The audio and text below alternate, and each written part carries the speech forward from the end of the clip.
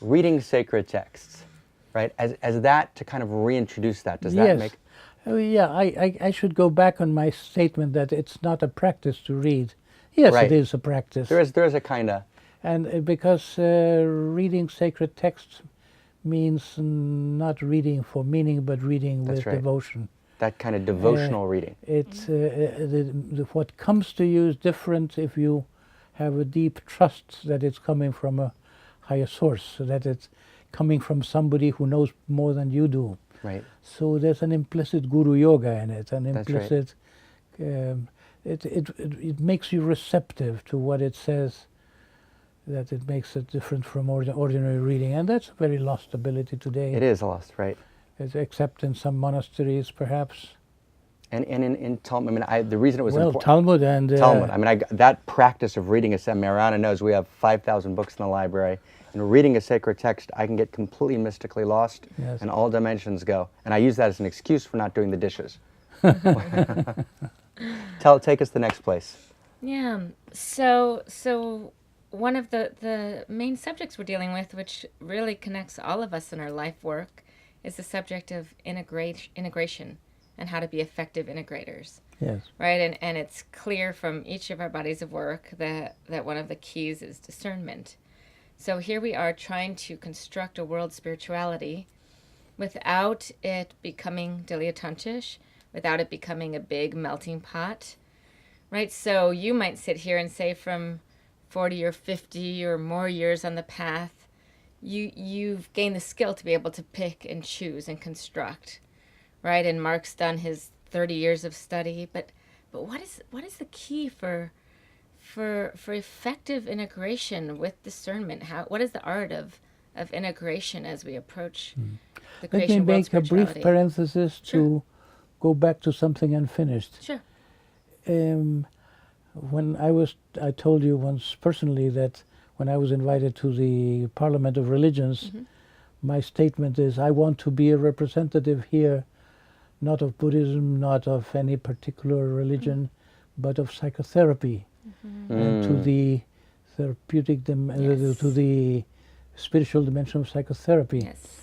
And in this regard, I don't think spiritual life can go very far if we don't bring into it an awareness of our egos. If we don't bring self-understanding in the sense of understanding of that what seems to be our nature and it is not. We are caught in a false self, and you need to get to know this self that we developed as children, trying to cope with life in a difficult world, Right. and by becoming aggressive, by becoming seductive, by becoming Right. somebody who is hidden, and so forth. So without a critical element, Right. which is provided in religions with the notion of sin, but of course sin in an authoritarian context became almost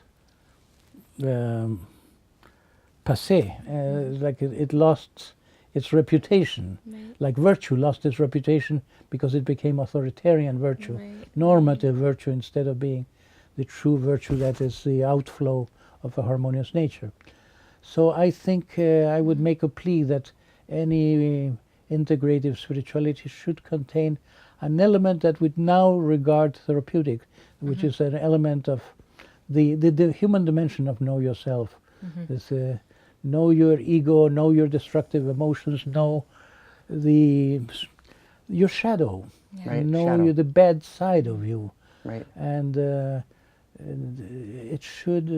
people should be encouraged to be authentic in the sense of not pretending they don't have that shadow. Right. And the spirituality is generally associated with a Right.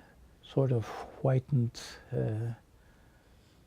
cemeteries, whitened sepulchres. Yeah. Yeah. Well, and it Hypocrisy. seems like for the Western psyche, as much as some of the spiritual traditions give lip service to those unconscious aspects, that there's psychotherapeutic tools that touch the Western psyche in a way that some of the Eastern traditions I simply think don't. it should be part of a package. And really recognizing that psychotherapy is an esoteric tradition. It's a Western esoteric tradition. Object relations is a Western esoteric tradition that needs to be part of. And when you read even Kernberg, later, when you read Winnicott, there's passages in Winnicott that just blow you out.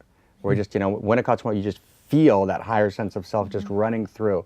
When he talks about, so that's a fourth